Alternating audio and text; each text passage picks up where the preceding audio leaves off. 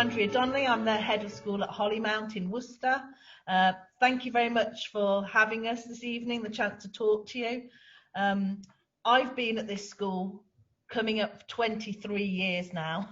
I was much younger, obviously, less grey hair at that time.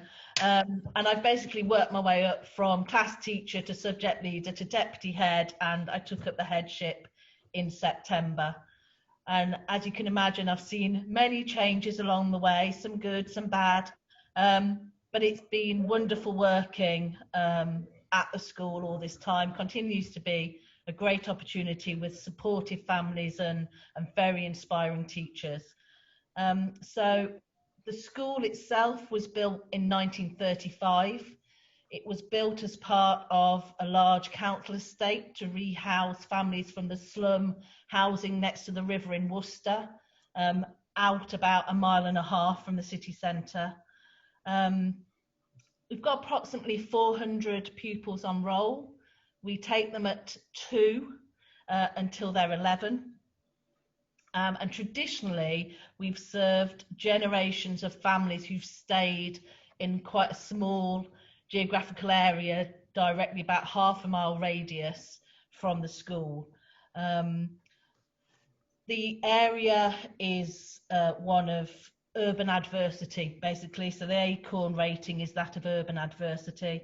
It's classified by large families, single parent families, in overcrowded housing, housing of multiple occupancy families.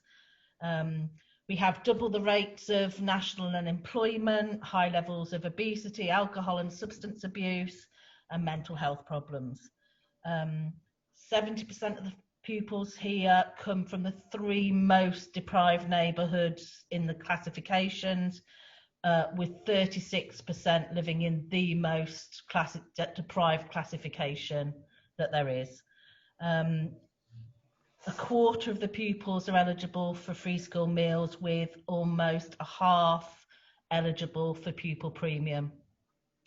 Pupil mobility is high, but they really only move from one social housing estate to another around the Worcester locality. There's 3 areas of what's classified as deprivation in the city, and they just move from one to the other as they fall out with neighbours or decide to start a new relationship or something. And they quite often come back, so we have repeat children leaving and then returning to us.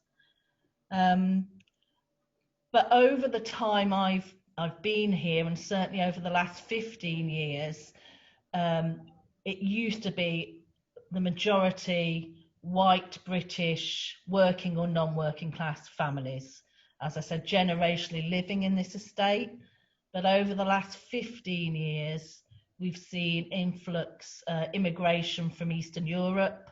So it was originally Polish families, then Portuguese, and now we've got a large group of Romanian families, Bulgarian. We have 27 languages in school, and 37% of the school are English as additional language speakers. That's obviously brought challenges, but it's also brought a wealth of experiences and new opportunities. And it's been that move away, I guess, from the traditional families that started the school to develop and grow that it is today. Traditionally, it was a school, certainly when I joined, that was very low on the educational attainment of pupils. You'd only be looking at like 20% of pupils achieving expected levels for their age at the end of year 6. And now we routinely get 75–80% of pupils at that expectation. So the school has gone on a long journey of improvement to where we are. We still do have the vast majority of our children entering at age 2 or 3 at a below that expected for their age, particularly in language. We find that language is an area of weakness for our pupils, either because they have English as an additional language or because it's just poor spoken language at home.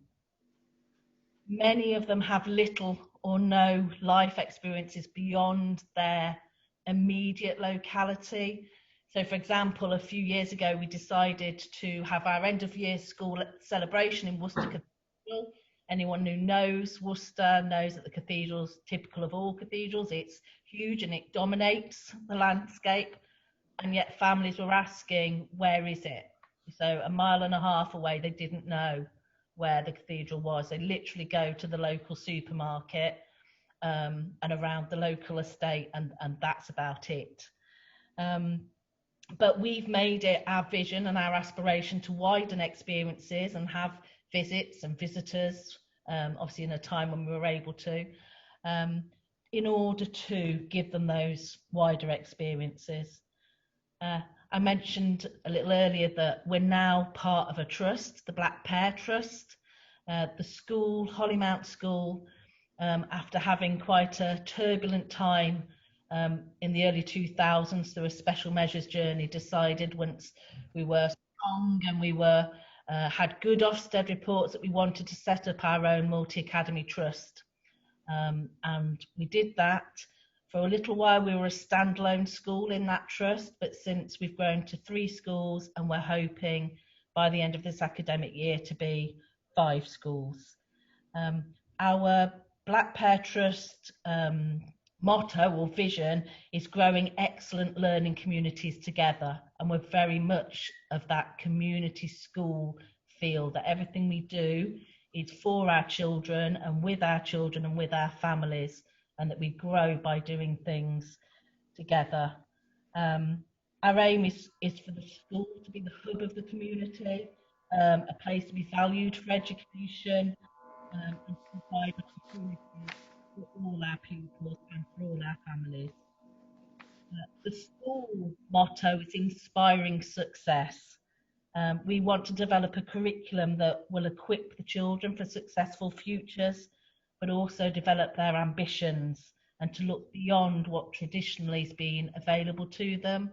There's still often a feeling around Worcester and in the community that Tolladine families, you don't go to university, you don't go on to any form of higher education, but we very much want to change that feeling and give the children that ambition that whatever they would like to do in the future, they have the capability and the skills in order to pursue it. And I think that's what grants like this can offer us to share and give aspirations to children. And that's why I'm going to pass over to Jenny so she can tell us a little bit more in your agreement about what we're going to do. So what we've been looking at is in terms of science, the children, a lot of our children haven't seen a microscope or let alone used one, and like Mrs. Donnelly said, that we're very limited with experiences outside of the classroom.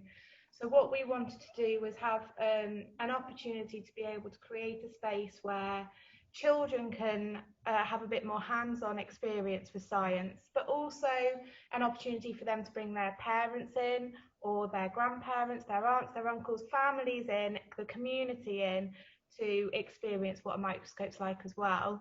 But also as part of our trust, because one of our schools in our trust is very close by and have quite a similar demographic to us. So we wanted something where a community of schools are able to give these opportunities as well. So there have been a few things that we've already done at school. We've changed a part of the school into a wildlife area, which is one of the pictures that Paul will be able to show at some point. So we've managed to create this wildlife area for children to be able to experience a nice peace and tranquil area, to be able to spend time just looking for a woodlouse or looking for a worm, even just little things that they might not even have because they won't have a garden or anything to be able to do that. So one thing that, oh yes, so brilliant, thank you, Paul. So that's our wildlife area that one of our colleagues has been working on. So the centrepiece, the plan is for that to have a whole load of wildflowers and things. So there's been quite a few seeds have been spread in there already, and hopefully that will become just somewhere where insects will naturally go. We've got some little habitats already built around there, and there's been talk about planting some different kinds of trees and things. So we're trying to make it a nice environment for the children to go and visit. So one of the things we were looking at is how could that be hands-on, particularly for the younger children to enjoy. So we thought handheld microscopes would be ideal because they can physically go out there with a microscope, have a look, and see what they can find. So that was kind of the thought process to the handheld ones. Another thing we've been noticing is the children are very inquisitive. They have lots of questions. They love to learn. They're keen to know as much as they can. So we wanted a space where we'd promote that love of learning, that love of science. So we actually turned one of our classrooms, it was a library and then it changed to a classroom, and now we've changed it into a STEM lab. So there's a couple of pictures of the STEM lab pool as well. Is this, let's just see if this is one of them. Yes, fab. So the room that we're in right now, obviously it's looking quite bare at the moment. We've got some X-rays of some different animals up on the cupboard doors for them to have a little look at. And we've got all of our science equipment in there that we have. But what we'd like to do is along there is have a whole load of microscopes. So when the children come in, they can just grab a microscope, have a look at their uniform in it, or have a look at a piece of newspaper under it, and just explore, even without it being in a usual lesson, just to explore and find out and investigate themselves, to really promote that scientifically strand, and let them see what's beyond school, really. So yes, so that's the bit that's just behind us here. So we changed it so we could have a couple of sinks in there. We've got a little fridge in there, a little freezer in there, so that when they're doing experiments, they can use ice or experiment with different temperatures and things. Our little skeleton up there. So we tried to make it a nice space. It's our STEM lab. We've got our DT equipment in there too. And we're still waiting for the tables, but eventually we've got some nice high stools, and we'll have some tables out there so they can physically go in, be a scientist, be a computer technician, be a engineer, and explore. One person that we've been working closely with is Nick Barker, who works for Warwick University. He works so at the university they have the outreach programme, and so his job is all about going to schools where there's high depravity, where children have low aspirations, and find ways to inspire them and to let them realise that they've got potential. So Nick has been with us for third academic year, perhaps, if not even fourth. Yeah, so he's been with us for a while now, and the kids adore him. He's a very positive, very chirpy man, and he's given us a whole load of opportunities. We've had video calls with scientists in their science lab. We've had video calls with somebody who works alongside work to do with NASA, so he looks at planets and things like that. So that's been very exciting for them. And even through lockdown, he's been video calling science lessons to the children through video call, which has been really nice for them too. And it was Nick actually who told me about your charity fund and led me to do the application. So He's been an inspiration, hasn't he? That's what started the ball rolling towards. We were already obviously very much wanting to make sure the children had a good knowledge of science, but he's brought that inspiration. We achieved the gold mark for science a few years ago, and it's just about keeping that enthusiasm and that inspiration going. Yeah. Well, I think, oh, brilliant. That's just the one I was just thinking of, Paul. So, Thank you. every year we do a STEM week, or a STEM term, a STEM project. And this one we did last, I think it last academic year. And the question was, if you were an engineer, what would you do? And each year group tackled it in different ways. But the idea is that the children plan something, they create something, and then we have a big showcase where we invite visitors in, and the children present what they've learned, they present what they've created, and then we have these visitors who judge, and we give awards for most inventive, most creative, most collaborative, to develop their skills not only in science but in DT, computing. We kind of draw everything together as a cross-curricular way. So that's something that we're very proud of, that the children work well with. We also have STEM ambassadors. So these are children that are basically, they're responsible for science, DT, computing technology.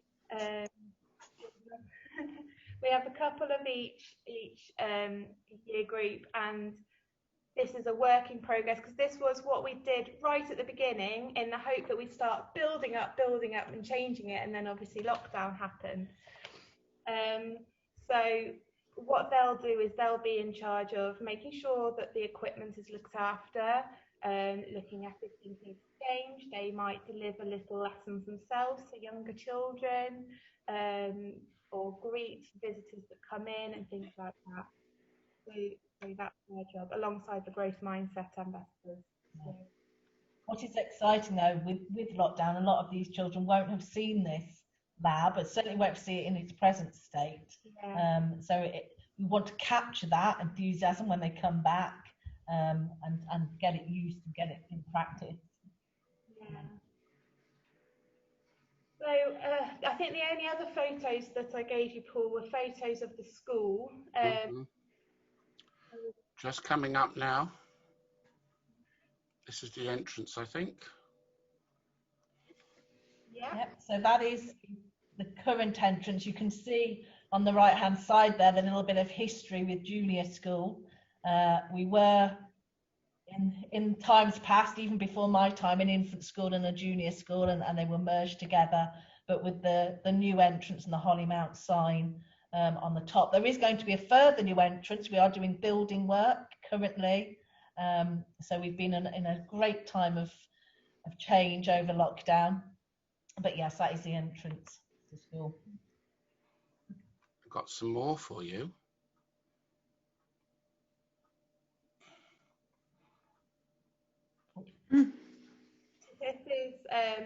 These are Year 6 classrooms and the playgrounds that we currently have.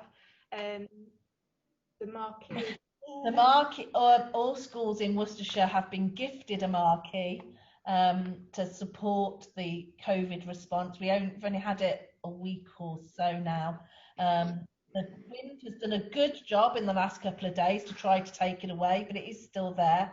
The idea being that obviously that as the weather warms up, we will be able to do more learning outside, keep the children out in the fresh air to keep us all healthy and safe. But we're hoping to be able to begin things like the choir that we haven't been able to do inside. We can perhaps take a smaller choir outside and begin. We're very much a school that we like to celebrate the arts and the music and the dance and the singing, and then we may be able to do some of that in the summer term. This is the back of the school, obviously the old building on your right, with our newish block. Our Year 4 classrooms are there. They've been there about 5 years now, that block. the nature area that you saw earlier is directly opposite that classroom, so they have a lovely view. That is what, although we're very close to Worcester city centre, we are extremely privileged to have quite large grounds still, leading on to the back of a nature reserve that we have a small proportion of that's just ours, that we have our forest school in. Have the odd fox walking past the classroom windows. Yeah. So. We have foxes, badgers, who are a complete nightmare and dig under buildings. We even have slow worms, so we have to be quite careful about when we build and things that we don't disturb the slow worms. But yeah, we have pheasants, we have all sorts of wildlife. Plenty of squirrels. And lots of squirrels. So I have got a little video of the children. Welcome to our new STEM lab. We don't have any tables yet, but when we do, I'm very excited to start learning in here. We've got friends in the chat, and they're very comfortable. Why is science important? Science is important because you get to learn new things and find new things. So for example, if you haven't looked up a fossil bone, you would look up it. I would like to learn about more planets and to learn about the space a lot more. I would like to learn about science because I'm really fascinated with making new things, and I would like to learn what it would be like to live on different planets. What would you think of? I would think of looking at things from our ancestors and looking at what they were doing, as well as the solar system and all of the planets and stars. I think of like planets and stars and what the sun is made of. What do you like about science? I like about science when I find out things, and I get to learning about new things. Why is science so important? Well, it's important. Without science, we fall back in technology for many decades. To be more specific, we became mankind. If we got a whole load of microscopes, what would you want to use them for? I'd like to look at the paint with them because it might look different than it actually does. We should be getting some microscopes soon. What would you like to use them for? I would like to look at different bacteria and how they work on our bodies. If we got some microscopes, what would you want to use them for? I would like to use them to look at different materials like fur and that our uniform is made out of, because it looks different. It might look different because if you look at things close, you can see different patterns. What would you like to say to the people donating us the money to buy these new microscopes? I would like to say thank you for helping us to educate ourselves in science and learn different things that we can learn from using a microscope. I would like to say thank you for helping the school. I would like to say thank you and helping us and getting this stuff that we may need. We are very grateful for your donation. We'd like to say thank you to the whole school. Thank you! We've got you back. Brilliant.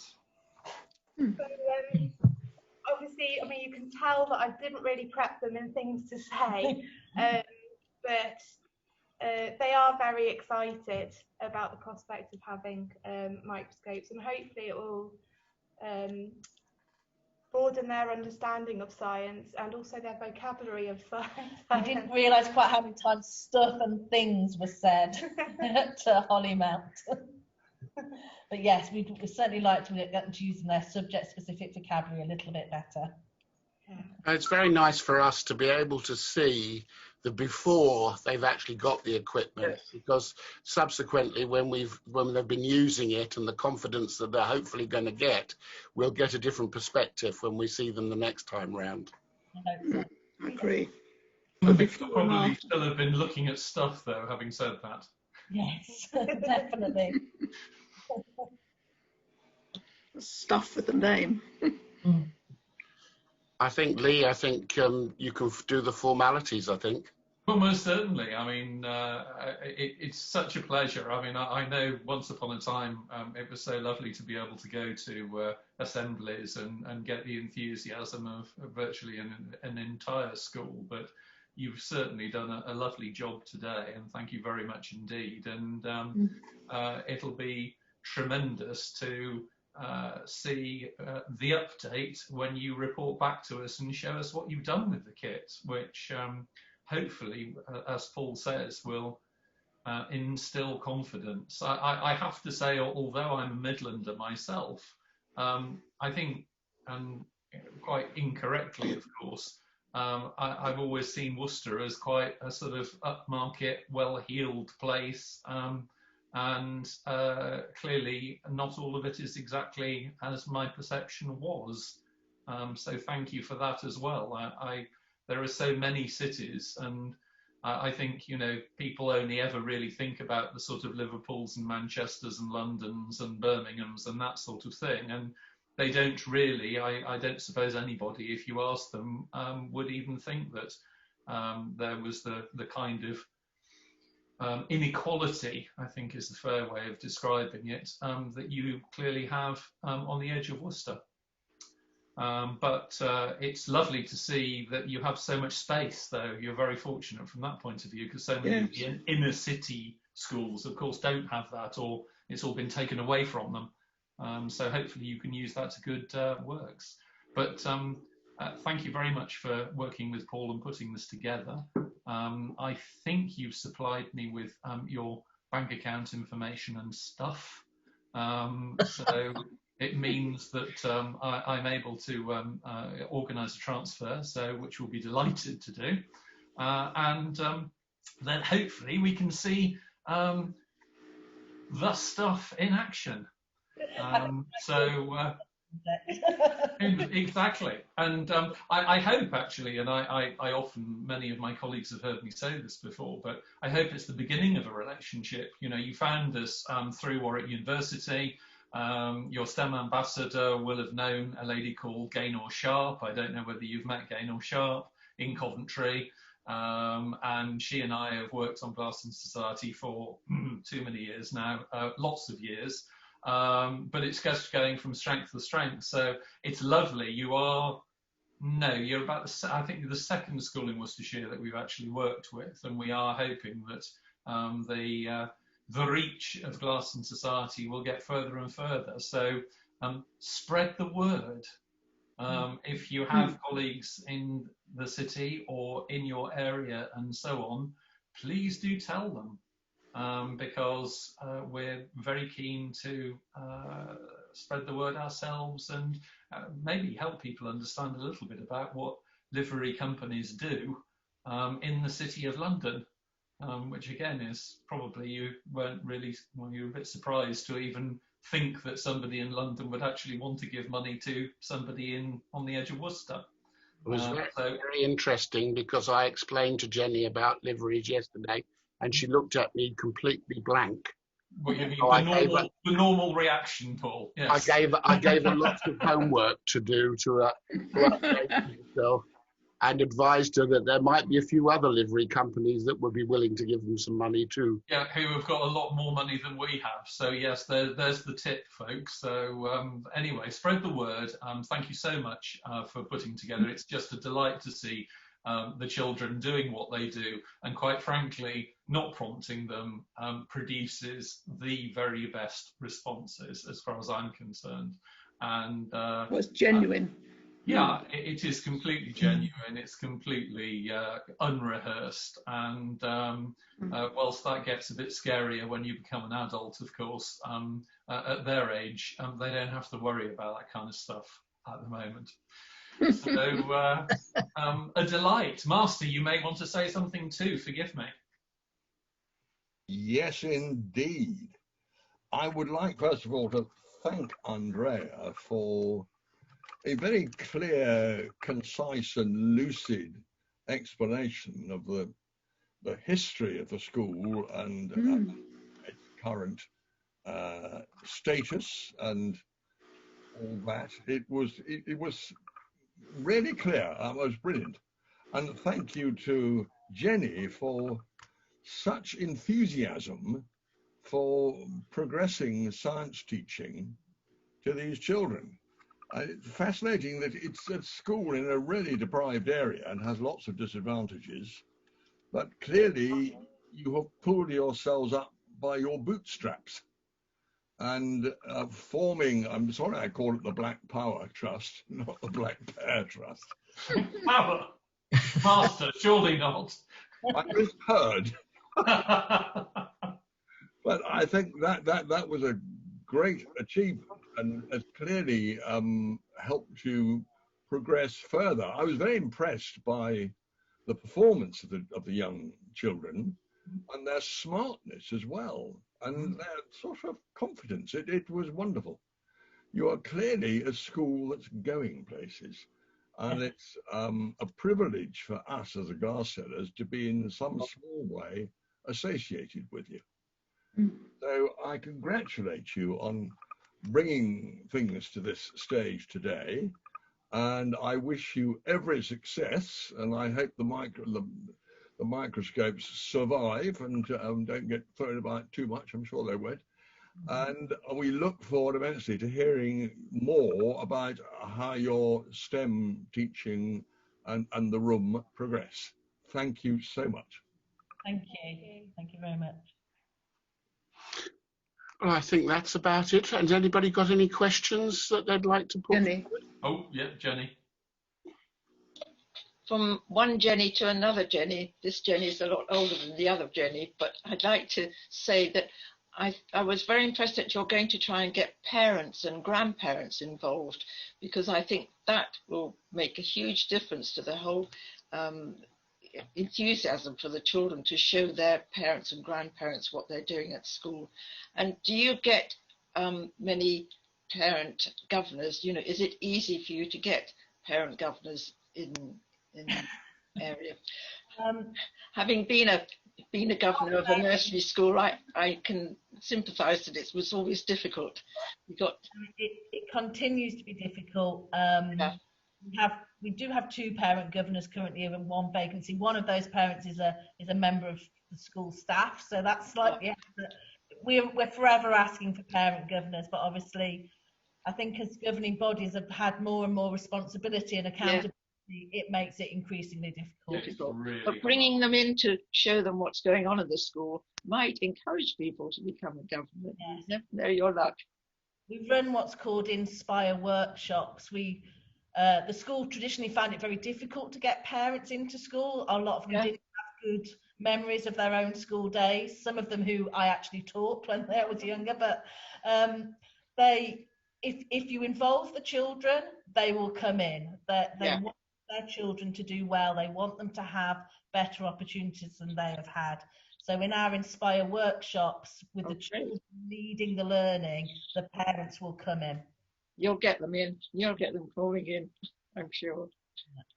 Yes, we had a school that we presented money to a couple of years ago in Surrey, and they encourage parents to go in at weekends and during the day at break times, like lunch times and break times, and they give the parents the opportunity to use the microscopes as well as the children, so they do it together, so that it becomes a family exercise as well, not just a school exercise.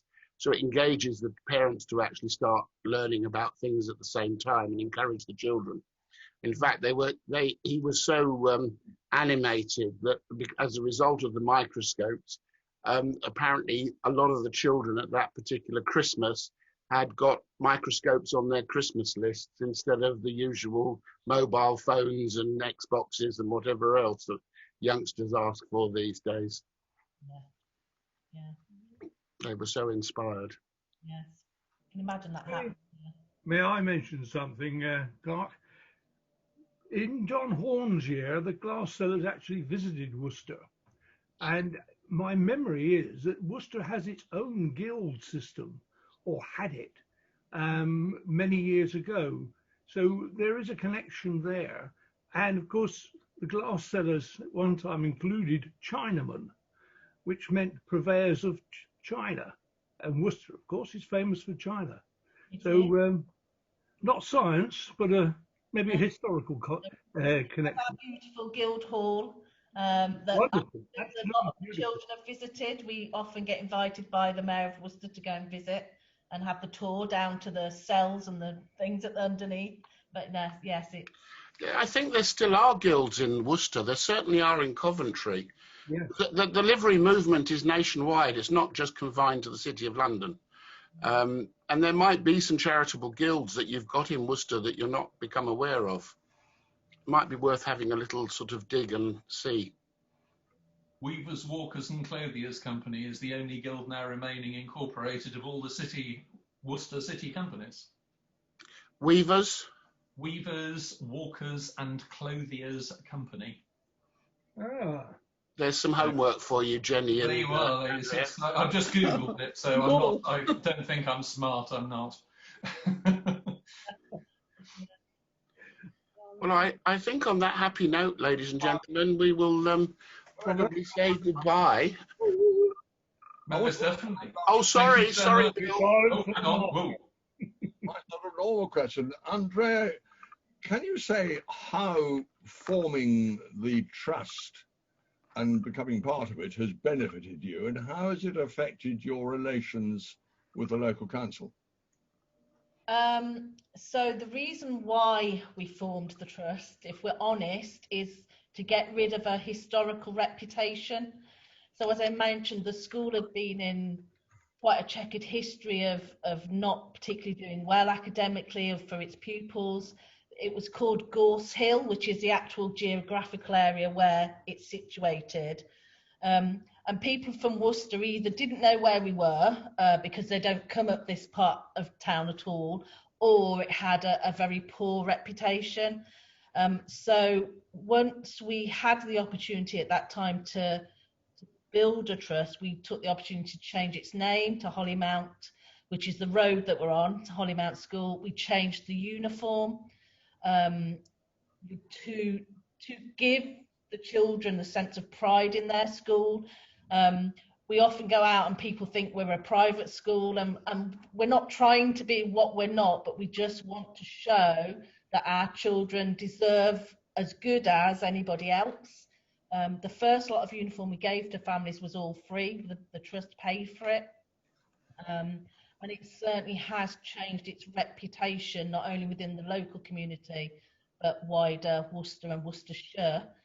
And now as part of the trust, we're part of other school teaching alliances, and we work with various universities and other professional bodies so that we're getting our name known professionally as well as for education of pupils.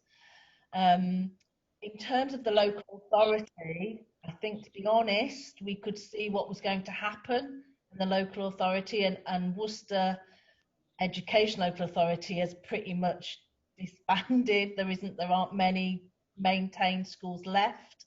There isn't the support that we were lucky enough to have when we were a maintained school and we were in difficulties. We did have a lot of support from the local authority. That support isn't there very much anymore. So we knew that we had to start building up our own and be outward facing in a different way because the support just wasn't there anymore. And do you have some sort of financial backing for the trust? So our funding comes from government, but it just comes out. Right. So we get the same funding per pupil as any other school, but it just comes straight to the school rather than to the local authority. And then each school has its own funding, and then a proportion of that funding goes to the trust. But the trust we don't work for the trust, the kind of trust work for us. They're the overarching part of the group of schools, and they will make some central decisions, but as each individual school, we also keep our own autonomy. Oh, well, that sounds a very good situation. Thank you so much for another lucid explanation. Thank you. Who was the initiative that set up the trust, or the idea of the trust? So the head teacher at the time, Vivian Cranton, joined the school when it was at its lowest, as we'd been put into a special measures category by Ofsted. She stayed with us and worked her way out. We came out of that category in 2008. At that time, the academy movement had just been started by government. There was quite a lot of pressure at that time for us to join another trust and become what's called a supported academy, and we didn't want that. We wanted to prove that we could do it on our own. So we held our ground until we got the good Ofsted rating, and then she and the governing body at the time decided to apply for the academisation order, and it went through in 2014. She then became the CEO of the Black Pear Trust, and another head teacher came in.